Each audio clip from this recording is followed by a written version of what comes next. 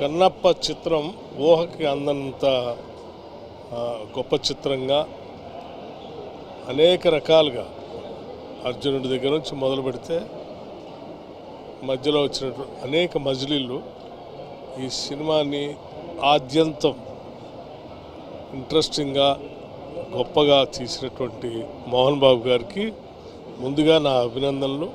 అతను క్లైమాక్స్ కూడా అద్భుతంగా తీశారు. ఈ సినిమా చిత్రీకరణ కానీ లేకపోతే సుందరమైన ప్రదేశాలు కానీ కథనం కానీ లేకపోతే నటించడం కానీ అద్భుతంగా ఉంది.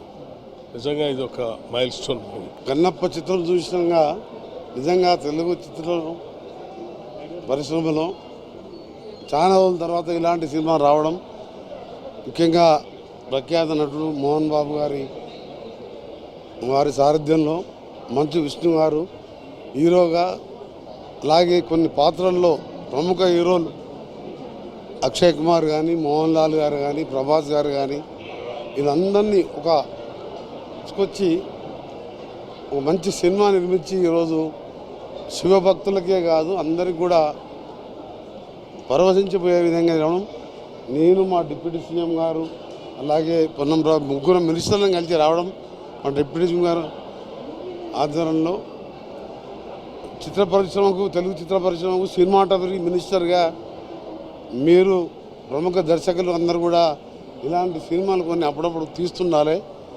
ఎందుకంటే ఈరోజు తెలుగు స్టోరీ, అలా కన్నప్ప స్టోరీ మనం గతంలో చూసినాం.